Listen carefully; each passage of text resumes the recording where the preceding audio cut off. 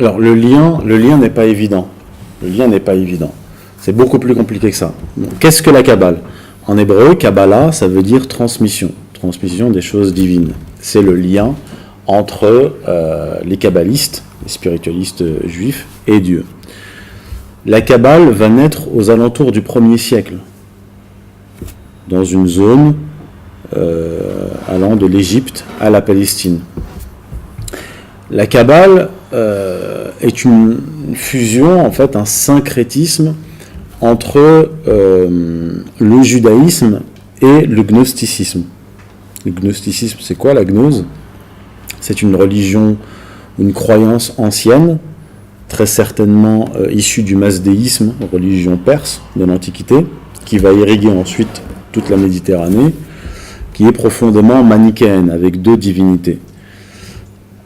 Vous avez la divinité créatrice, qui vit en dehors du cosmos, en dehors du monde matériel, qui va créer l'univers, le cosmos, par des hypostases, c'est-à-dire des émanations divines, ce qu'on appelle dans la gnose les éons. Et dans ce processus de création du cosmos, un des éons, plutôt un agent créateur, va créer le monde matériel. Ce créateur-là, du monde matériel, le dieu du monde matériel, c'est le démiurge. Et là, effectivement, on peut faire un parallèle entre la parole du Christ qui parle de Satan en l'appelant le prince de ce monde, et le démiurge qui est le dieu du monde matériel. L'objectif donc du gnostique, c'est de s'extraire du monde matériel, considéré comme profondément maléfique, et rejoindre la source de la création, à savoir le Dieu éloigné. Et comment est-ce qu'on le rejoint, d'après les gnostiques? C'est en s'élevant, en fait gnosis en grec signifie la connaissance et l'intelligence. Donc c'est par la connaissance qu'on s'élève et qu'on retourne vers le Dieu créateur. Dans ce contexte-là, alors il faut savoir qu'il y a un certain nombre de sectes gnostiques qui ont émergé au 1er et 2e siècle, beaucoup de sectes gnostiques chrétiennes d'ailleurs. Vous avez au courant du 2e siècle environ 70 sectes chrétiennes gnostiques. L'arianisme? Non, je ne classifierais pas l'arianisme dans une secte gnostique. C'est, du point de vue de l'Église catholique, c'est une hérésie d'un théologien qui s'appelait Arius. Mais vous avez des sectes comme par exemple, qui est connu et qui est on peut voir comme démoniaque, qui est la secte des Caïnites. Les Caïnites, c'était des chrétiens gnostiques extrémistes qui ont une vision inversée de la Bible hébraïque. C'est-à-dire que pour eux, tous les prophètes et les patriarches vont devenir mauvais, et tous les personnages qui vont jouer un mauvais rôle dans l'Ancien Testament et le Nouveau Testament vont être rangés du bon côté. Et c'est leur secte, qui vont rédiger le fameux évangile de Judas, qui a été d'ailleurs édité en français en 2006, qui vise à réhabiliter la figure de Judas. Bref, on ferme la parenthèse. Mais c'est intéressant parce que on voit ce que peut devenir le gnosticisme poussé à l'extrême. Pour en revenir aux kabbalistes, la Kabbale va se développer donc en Palestine et en Égypte dans les milieux pharisiens et esséniens. Les savants ne sont pas d'accord là-dessus.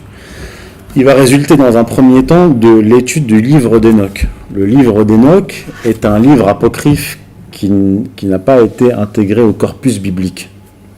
Donc c'est un livre qui était détenu par la secte de Qomran, près de la mer Noire, et qui était en fait les Esséniens. Ils avaient ce vieux manuscrit. Et dans le livre d'Hénoch, on trouve des choses intéressantes qu'il n'y a pas dans la Torah, c'est-à-dire on nous parle des anges déchus, Azazel par exemple, Azazel qu'on va retrouver dans la Torah, dans le Lévitique, c'est le bouc émissaire, c'est le passage du bouc émissaire où les prêtres lévites disent qu'il faut donc pour absoudre les péchés, racheter les péchés. 2 boucs, un bouc pour Yahvé, qu'on va sacrifier pour Yahvé, et un bouc qu'on envoie dans le désert pour Azazel. Et d'ailleurs, c'est pour ça que dans mon ouvrage, je contredis le grand exégète Rashi, qui dit que Az renvoie à un rocher abrupt, alors qu'en fait, Azazel, c'est un démon. En fait, Rashi devait être très gêné de la présence d'un démon dans le Lévitique, à qui on envoie un bélier. Je referme encore cette parenthèse. Et on trouve donc des récits dans le livre d'Enoch sur le destin des âmes, l'enfer, le paradis, la création, etc. Et des passages eschatologiques sur la fin des temps, l'Apocalypse. Et les futurs kabbalistes vont développer toute une réflexion qu'ils vont intégrer par la suite à la Kabbale sur l'Apocalypse, la fin des temps, etc. L'apocalyptique, ce qu'on appelle l'apocalyptique. Mais ils vont intégrer tout le corpus gnostique. On va retrouver, quand on étudie la Kabbale, beaucoup d'éléments de la gnose. Alors la Kabbale se divise en plusieurs branches. Vous avez la cosmogonie, cosmologie, étude de la création de l'univers et du fonctionnement de l'univers. Une démonologie, angéologie, eschatologie apocalyptique et la magie. Magie, théurgie. Et vous allez par exemple retrouver les éons de la gnose dans la Kabbale. Ce sont en fait les séphirotes. Séphirotes, l'arbre de vie. L'arbre qui structure le cosmos. Donc il y a 10 séphirotes. L'intelligence, etc., etc. Qui permet de faire fonctionner, maintenir l'univers en équilibre. Mais la Kabbale va évoluer à travers les siècles. Et ce qui est intéressant, c'est de retrouver dans la Kabbale, mais de façon assez subtile, cette dualité qu'il y a dans la gnose. Parce que, en fait, comme le judaïsme est un monothéisme et que les kabbalistes sont des juifs, qui vont quand même être persécutés pendant plusieurs siècles par les talmudistes, parce que les talmudistes juifs considèrent, dans les premiers siècles, à raison, la Kabbale comme une hérésie. Ce n'est que tardivement, à la fin du Moyen-Âge, que la Kabbale va être intégrée au judaïsme, au corpus judaïque, comme faisant partie de l'orthodoxie. D'ailleurs, c'est pour ça que les kabbalistes vont nous dire que, en fait, la Kabbale... alors, ils vont nous dire que, par exemple, le Zohar a été rédigé il y a 2000 ans, alors qu'il a été rédigé entre 1260 et 1263, à Guadalajara, en Espagne, par un kabbaliste espagnol qui s'appelle Moïse de Léon, si ma mémoire est bonne. Et on va nous dire que les kabbalistes vont nous dire qu'en réalité, la Kabbale, c'est la dimension ésotérique de la loi révélée à Moïse sur le mont Sinaï. Ils vont réécrire l'histoire. Alors que les traités kabbalistiques, je crois que le premier traité kabbalistique, le Sefer Yetzira, date du IVe siècle seulement, après Jésus-Christ, de notre ère. Donc pour en revenir à cette conception dualiste, donc on a, je vous l'ai dit, dans la gnose, 2 divinités, une divinité bonne et éloignée et le démiurge. Et dans la Kabbale, ce qui est étrange, c'est qu'on va retrouver une conception proche de cela. Ils ne vont pas dire qu'il y a 2 divinités, mais ils vont dire qu'il y a 2 conceptions de la même divinité. Et la divinité éloignée, ils vont l'appeler le Ein Sof, c'est-à-dire l'absolu, l'inatteignable, l'éloigné. Et si on poursuit les recherches dans la mythologie kabbalistique, on va retrouver un ange qui ressemble beaucoup au démiurge. C'est Métatron. Métatron, lui, c'est un archange qui est, d'après les kabbalistes, le seul archange qui peut se tenir debout face à Dieu.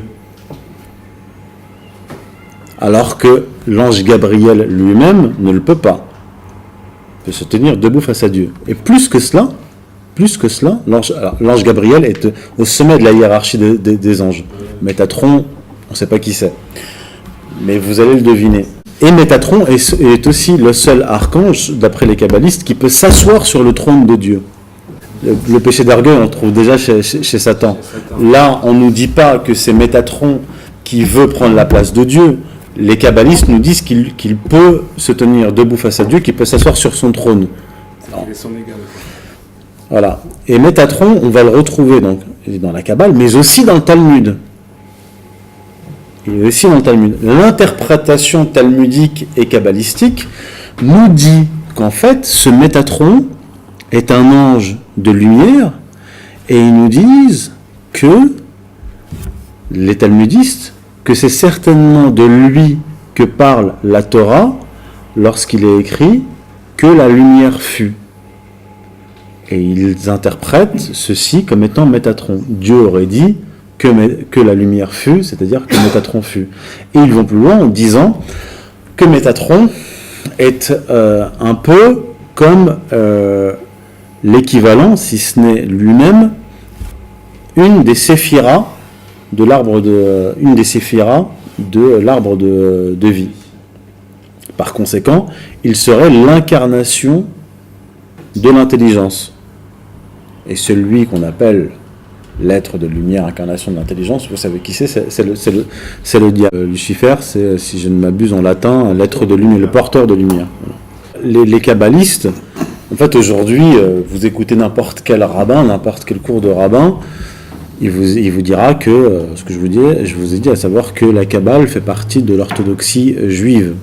Alors, ce qui peut être intéressant là ici, c'est de voir en quoi la Kabbale accompagne le projet biblique. Parce que vous allez avoir, durant des siècles, un développement de la Kabbale qui va intégrer aussi des éléments étrangers. Ils vont s'inspirer de la mystique chrétienne, de la mystique musulmane, de la philosophie grecque, du platonisme, du néoplatonisme, etc. Et pour revenir à la Bible hébraïque, on va voir que dans la Kabbale, il y a des interprétations, des versions ésotériques, mystiques du projet kabbalistique. Par exemple, dans le Zohar, vous prenez la Bible hébraïque, il est écrit, noir sur blanc, que le peuple hébreu est au-dessus des autres peuples. Il est au-dessus, en essence.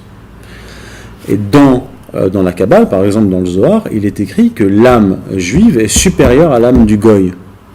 Mais si vous écoutez des cours de rabbins, ils vont vous dire qu'effectivement, il y a la dame Kadmon, l'être primordial, l'âme primordiale, dont sont issues toutes les âmes de l'humanité. Mais, quid de l'âme juive alors ? Et ils nous disent qu'en fait, l'âme juive est la partie supérieure de l'âme de la dame Kadmon. Par conséquent, il va y avoir une version ésotérique du suprémacisme racial biblique. Autre chose, par exemple, le concept de Kélipot. Alors, vous avez l'arbre de vie et de la connaissance du bien et du mal. Les kabbalistes, dans la mythologie kabbalistique, il est dit que après le péché d'Adam, l'arbre de la connaissance du bien et du mal, a subi une transformation, disons, plutôt un détachement. C'est-à-dire que la partie maléfique de l'arbre de la connaissance du bien et du mal s'est incarnée dans l'écorce. C'est ce qu'on appelle les kélipotes, les coques, les écorces. Le mal est contenu par ces kélipotes, ces écorces, et est descendu dans le cosmos, sur Terre, après le péché d'Adam. Jusque-là, vous me suivez. Donc, sur Terre, il y a des écorces qui contiennent le mal, en essence.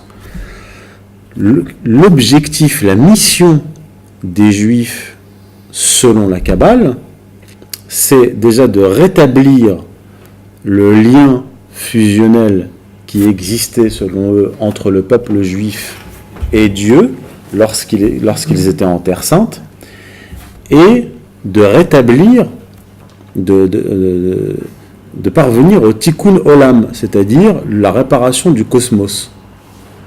Et cette réparation du cosmos passe par la destruction de ces écorces qui contiennent le mal. Sauf que, manque de chance pour nous, ces écorces qui retiennent le mal, ce sont les goïms, ce sont les non-juifs. Par conséquent, il faut, du point de vue du judaïsme kabbalistique, détruire les goïms pour libérer les étincelles de lumière divine qui se sont, échappés, cristallisés, mais échappés du paradis. Et une fois qu'ils auront détruit ces kélipotes et qu'ils auront récupéré ces étincelles, et bien là, le tikkun olam sera accompli. Et sur le plan matériel, concret, ça signifie quoi ? En fait, ça signifie la destruction des religions des goïms, ça signifie la destruction de leur nation, et c'est ce qu'on trouve déjà dans la Bible hébraïque, par exemple dans le livre d'Obadia, un des prophètes de la Bible hébraïque. Le livre d'Obadia est très court, il n'y a qu'un seul chapitre, et il est écrit qu'à la fin des temps, les nations seront ivres et elles seront comme si elles n'avaient jamais été. Lorsque le peuple de Yahvé sera retourné sur le mont Sion. À Sion. Donc, sur le plan géopolitique, ça signifie la destruction des royaumes et des structures traditionnelles, structures politiques, la destruction des cultures, la destruction des races, parce qu'il y a dans le judaïsme une conception raciale. Il y a les races et il y a le peuple juif qui fait partie d'une race, c'est un peuple race supérieur aux autres. Donc ils ont une conception raciale. Donc si un juif religieux, surtout religieux, vous dit qu'il est opposé au racisme, eh bien là, vous pouvez lui demander pourquoi est-ce que vous vous considérez comme un peuple race supérieur aux autres. En fait, ce discours vient justifier la destruction des peuples et la préservation du peuple race qui doit régner sur tous les autres. Donc là, vous avez un parallèle entre le projet biblique et la Kabbale. Historiquement, les rabbins talmudistes se sont opposés à la Kabbale. C'était une hérésie pour eux. Donc, si on retourne dans les premiers siècles, déjà du point de vue du judaïsme, il n'y a pas une bonne ou une mauvaise Kabbale. La Kabbale, pour eux, c'est une hérésie. Pourquoi ? Parce qu'elle va intégrer des concepts qui sont étrangers à la Bible, étrangers au judaïsme. D'accord ? Maintenant, si on est non-juif, je ne vois pas de quel point de vue on pourrait croire qu'il y a une bonne ou une mauvaise Kabbale. Si, il y a un point de vue, c'est celui de la Kabbale chrétienne. Dans un de mes ouvrages, La mystique de la laïcité, je retrace l'histoire de la Kabbale chrétienne. En fait, beaucoup de gens croient que la Kabbale chrétienne est née avec Pie de la Mirandole, qui était un philosophe du XVe siècle de Florence, un érudit assez important, qui a proposé si ma mémoire est bonne, ses 900 thèses. Et il les avait soumises à examen, il voulait les soumettre à examen au Vatican pour établir une religion syncrétique qui intégrerait toutes les autres, c'est-à-dire d'abord le catholicisme, le judaïsme bien sûr, et par cercle concentrique les autres religions. Or, ce Pie de la Mirandole avait un maître qui n'était pas chrétien, qui avait plusieurs noms. Il est aussi connu sous le nom de Flavius Mithridate, qui était un juif, kabbaliste, maran, converti au catholicisme, devenu prêtre, et qui a dû fuir Rome pour un crime qu'il a commis. et il devient le maître de chaldéen et d'hébreu depuis de la Mirandole. Ce Flavius Mithridate, lui et d'autres kabbalistes de son époque et même avant lui, ont falsifié un certain nombre de textes kabbalistiques pour les faire converger avec le christianisme. Mais les premiers juifs kabbalistes convertis au christianisme étaient dans le cercle, dans le cercle des proches, disons, de Moïse Nachmanide, dont je parle dans mon premier ouvrage, qui est pour moi le père du messianisme actif et qui va contourner l'interdit de retour en Terre Sainte du peuple juif. Mais ça, c'est une autre parenthèse que je n'ouvrirai pas. Et il y a aussi, après Moïse Nachmanide, un rabbin kabbaliste qui a été influencé par ce dernier, qui s'appelle Abraham Aboulafia. Et il se trouve que plusieurs des élèves de ce kabbaliste se sont convertis au christianisme. D'ailleurs, certains savants pensent que Abraham Aboulafia a influencé des cercles franciscains millénaristes à l'époque. Parce que le millénarisme s'est développé dans un cercle franciscain déviant qui aurait été en contact d'Abraham Aboulafia lorsqu'il a quitté l'Espagne et qu'il s'est installé en Italie. Donc le but de la Kabbale chrétienne, qui n'est pas une création chrétienne mais une création de juifs kabbalistes convertis, est d'attirer le christianisme, l'Église, dans le giron du judaïsme. Et pour ce faire, comme je vous l'ai dit, ils ont falsifié un certain nombre de textes pour les faire converger avec le christianisme, et plus que ça, ils ont même falsifié des textes, et même talmudiques, nous parlait de textes de Flavius Mithridate, disait qu'il y avait des textes talmudiques qui venaient confirmer, talmudiques et kabbalistiques, venaient confirmer la Trinité. C'est-à-dire que ces kabbalistes vont essayer de faire croire aux catholiques, pas le tout venant, on parle de cardinaux et du pape, ils ont essayé de les convaincre que la Kabbale était une sorte de science qui venait confirmer les dogmes catholiques. Et puis, ça n'a pas véritablement fonctionné. Il y a eu ensuite les épisodes de David Reveni et Solomon Molko, qui étaient aussi des kabbalistes et qui voulaient entraîner l'Église catholique et des royaumes, le royaume du Portugal et le Saint-Empire romain germanique dans une guerre contre l'Empire ottoman au XVIe siècle. Tout ça, je l'ai rapporté dans mon tome 1, Occident Islam tome 1, je ne vais pas y revenir, mais ces deux kabbalistes-là doivent être situés dans cette continuité de rabbins qui voulaient ramener dans le giron l'Église catholique. Par conséquent, cette histoire-là que j'ai rapportée dans la mystique de la laïcité et que je vous expose ici de façon résumée est très peu connue même des milieux catholiques. Seulement certains érudits, des prélats, connaissent cette histoire. Par conséquent, si on est naïf et qu'on n'a pas cette culture historique et théologique, on peut tomber dans le piège. D'ailleurs, lorsque Jacob Frank s'est converti faussement au catholicisme au XVIIIe siècle, il avait devant l'évêque Dembowski, pour avoir sa protection contre les talmudistes opposés aux franquistes, il avait dit qu'il reconnaissait la Sainte Trinité et la divinité du Christ, avec quelques ambiguïtés bien sûr. Donc il y a toujours eu, en tout cas depuis le Moyen-Âge, une volonté du judaïsme, kabbalistique tout particulièrement, de brosser dans le sens du poil le catholicisme, de lui faire croire qu'il y avait convergence théologique, mystique, entre le judaïsme, ou plutôt sa version ésotérique, sa mystique, et le catholicisme. Donc, même d'un point de vue catholique, il n'y a pas de bonne ou de mauvaise Kabbale.